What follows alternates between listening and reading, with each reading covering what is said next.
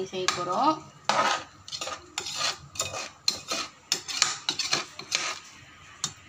இதில் வந்து பட்டை, கருவேப்பிலை சேர்த்துருக்கேன், பச்சை மிளகா சேர்த்துருக்கேன், வெங்காயத்தை அரைச்சி சேர்த்துருக்கேன்,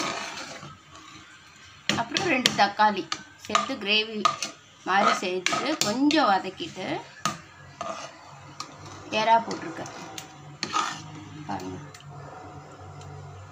போட்டு நல்லா மூடி வச்சுட்டா இது மாதிரி நல்லா கிரேவி ஆகிடும்.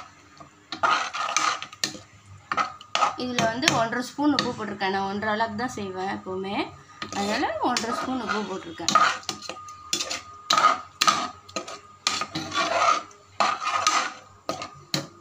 இது மாதிரி நல்லா கிரேவியாக இருக்கும், சூப்பராக டேஸ்ட்டாக இருக்கும், வாசனையும் சூப்பராக இருக்கும்.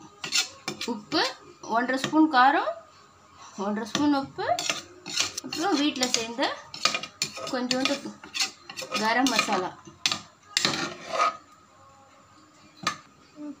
இது வந்து எங்கள் வீட்டில் செய்த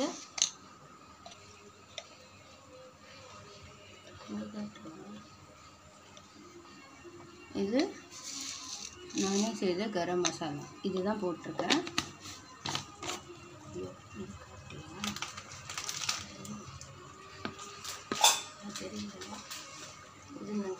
கொஞ்சம் 10 to 15 மினிட்ஸ் இதை அப்படியே மூடி வச்சு நல்லா கிரேவி நல்லா வதங்கினதுக்கப்புறமா தண்ணி ஊற்றிட்டு அரிசியை போடுவோம்.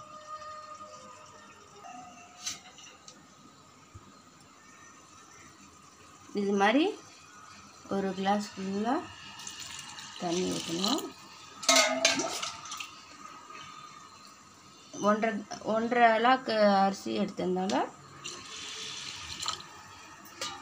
3 அளவுக்கு தண்ணி ஊற்றுறேன். ஓகேங்களா, 2 ஊற்றிட்டேன், 2 இங்கே வச்சுருக்கேன். இதை வந்து குக்கரில் ஊற்றுவேன். இது இந்த சைஸ் அளவுக்குல நான் அரிசி எடுத்திருக்கேன், பிரியாணி அரிசி எடுத்திருக்கேன். இது பாருங்கள், நல்லா கிரேவி ஆயிடுச்சு. இந்த கிரேவியில்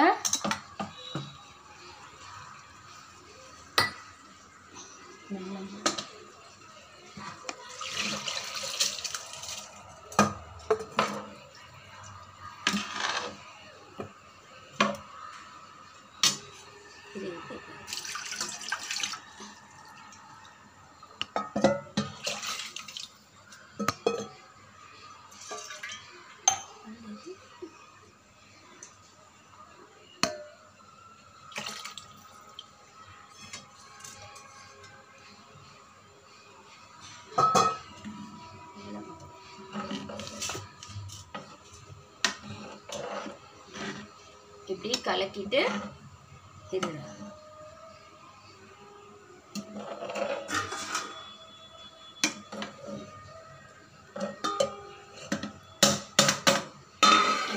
மூடிட்டு